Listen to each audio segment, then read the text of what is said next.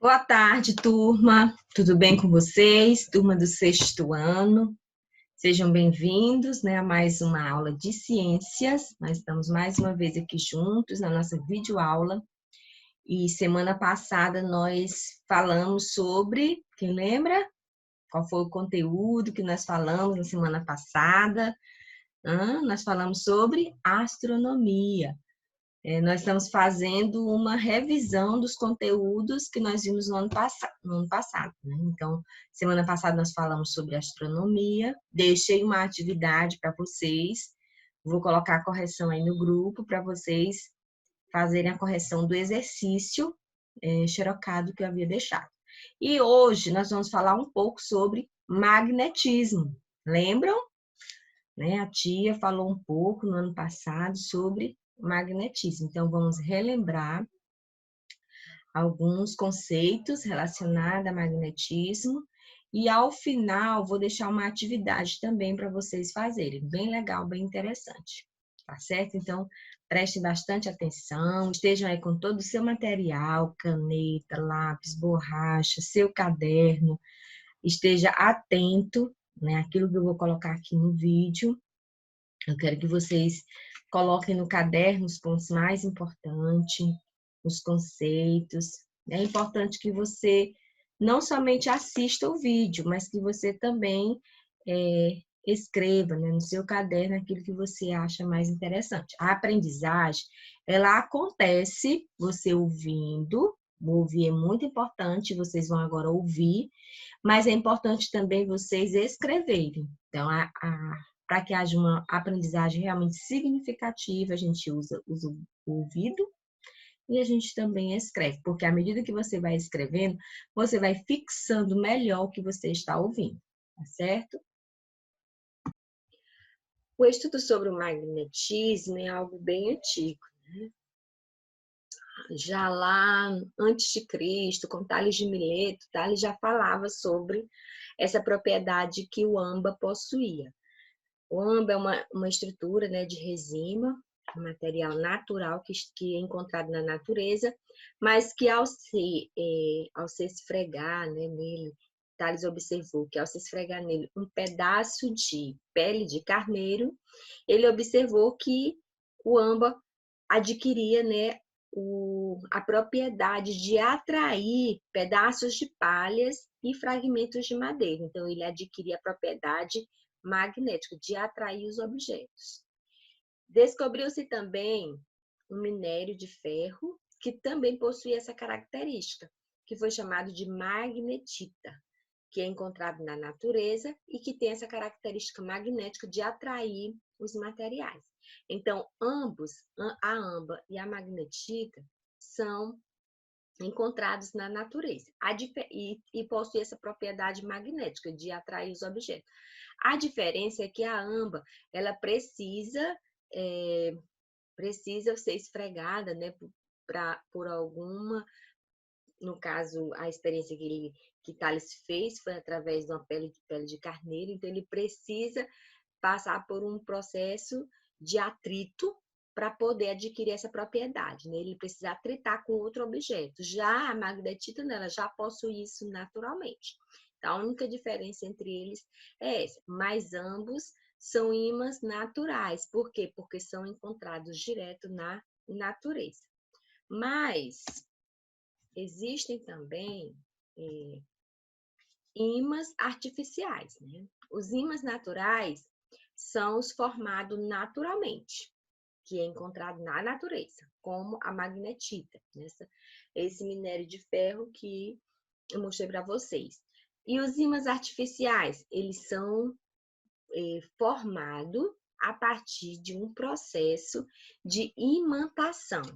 O que é esse processo de imantação? É um processo de magnetizar um corpo, tornar aquele corpo magnético, capaz de atrair outros objetos. Isso é possível? Sim.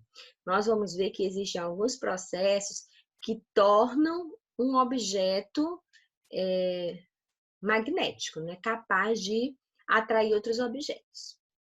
Como, por exemplo, entrar em contato. É uma das formas de imantar, gente não esqueça o que é imantar, magnetizar. Então, os ímãs naturais, eles se tornam ímãs pelo processo de imantação. E o que é imantar? Magnetizar. E como eu vou magnetizar ou como eu vou imantar um objeto, aqui nós vamos ver três formas. Primeiro, contato. Como é esse contato? Deixar um ferro não magnetizado próximo a um ímã durante algum tempo.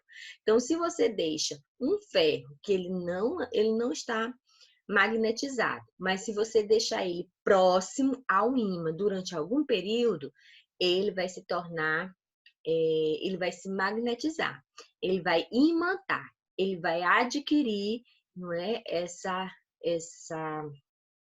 estrutura, essa propriedade, né, de magnetismo. Outra forma é através do atrito. Atritar o ímã a um objeto metálico. No livro de vocês tem um exemplo de um ímã que é atritado em uma colher. Então, quando você faz isso, aquela colher ela vai imantar, ela vai adquirir essa propriedade. Só que com o tempo, essa propriedade vai sumir. Mas existem objetos que, passando por esse processo, ele permanece um ímã por todo o tempo, ok? Então, atritar o objeto faz com que esse objeto ele se magnetize, ele se torne um ímã por algum tempo. E a corrente elétrica, que é outra forma de imantar. Sobre a corrente elétrica, depois a gente vai ter uma aula só falando sobre isso, ok?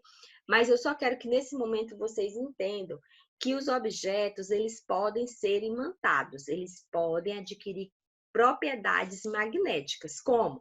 Através do contato, colocando próximo de um ímã por algum tempo, através do atrito e através da corrente elétrica, ok?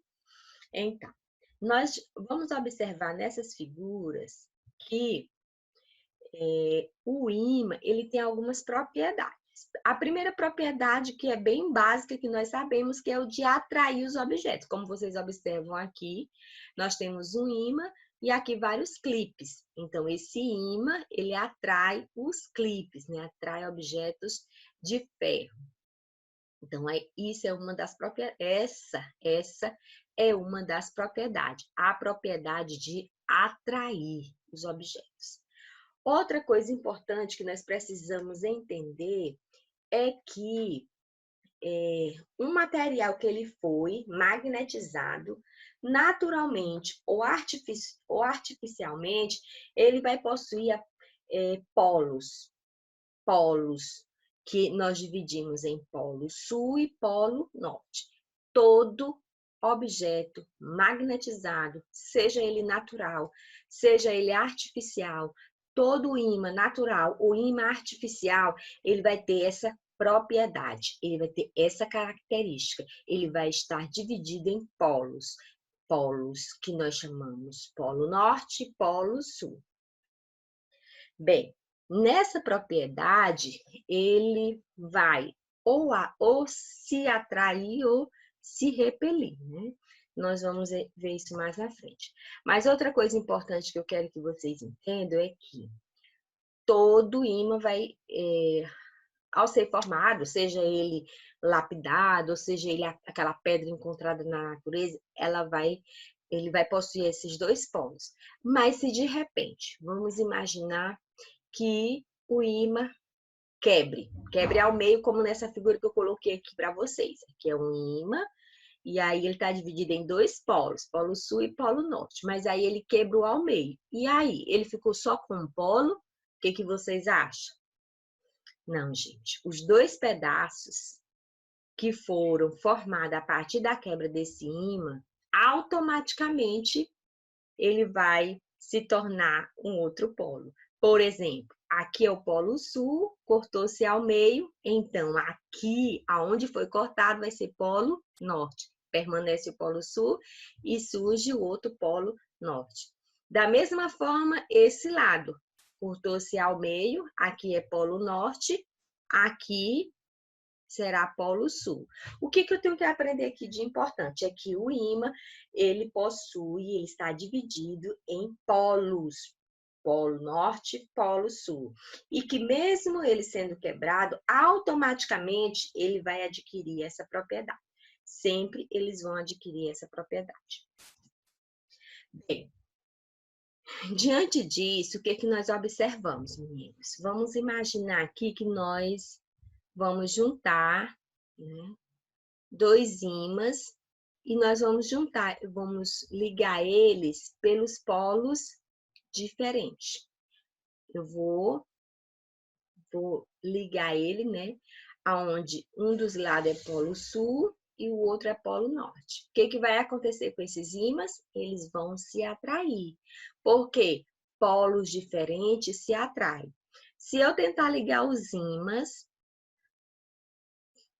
com o mesmo polo, polo sul, polo norte, polo norte. Se eu tentar ligar esses ímãs usando o mesmo polo, o que que vai acontecer? Eles vão se repelir. Então, muito importante vocês entenderem isso. Polos opostos se atraem, né, no magnetismo. Polos iguais se repelem, ok? Polos opostos, polos diferentes se atraem. Polos iguais se repelem, né? É lembrar daquele ditado, né? Os opostos se atraem. E é isso que acontece também aqui nos ímãs, ok? Bem, essa propriedade de se atrair, de se repelir, de atrair os objetos que o ímã tem, é uma propriedade magnética. E essa propriedade magnética, ela surge por causa da força magnética que o ímã tem, que essas pedras, elas têm, né? Esses minérios têm. Eles possuem em si uma força magnética. Bem, se nós pegarmos um ímã, como esse que eu coloquei aqui na imagem, e ao redor do ímã nós colocarmos limalha de ferro. O que é limalha de ferro? É como se nós pegássemos o ferro e nós triturássemos ele, né? É o ferro todo triturado. Então, você pega o ímã e ao redor do ímã você coloca limalha de ferro. O que que vai acontecer? Isso que vocês estão observando na figura. A limalha de ferro, ela vai se espalhando ao redor daquele ímã. Por que que isso acontece, meninos? Porque ao redor do ímã existe um campo magnético. Nós não estamos vendo, nós não percebemos, mas existe. Por isso que um objeto pode ser magnetizado, pode ser imantado em contato com o ímã. Lembra que eu falei para vocês que se você pegar um ímã, colocar um ferro próximo dele, aquele ferro vai ser magnetizado, vai imantar? Por quê? Porque existe um campo magnético, um campo invisível, mas existe. E é percebido quando você faz essa experiência. Você coloca um ímã e ao redor do ímã você coloca a limalha de ferro. Então, como a limalha de ferro é muito leve, ela vai produzir essa, como é que eu diria assim, essa imagem, esse formato aí que vocês estão observando na figura. Então, aqui nessa outra, nós temos várias linhas que representam esse campo magnético ao redor do ímã. E uma coisa interessante que vocês precisam observar é que nesse campo magnético, as linhas, elas surgem sempre do norte para o sul. Sempre do norte para o sul. É assim que está formado o campo magnético ao redor de um ímã. Então, meninos, era o que eu queria passar para vocês hoje. Ok? Deixa eu ver se tem mais alguma coisa importante. Não, hoje nós vamos encerrar com esse conteúdo. Qualquer dúvida que vocês tiverem, né, nisso que eu passei para vocês hoje, vocês podem enviar aí no grupo para a gente tirar todas as dúvidas, tá certo? Então, uma boa tarde a todos. Que Deus abençoe. Qualquer dúvida que vocês tiverem, vocês podem me procurar aqui no grupo. Podem colocar aí no grupo que depois eu vou tirando todas as dúvidas. Tchau e até a nossa próxima aula.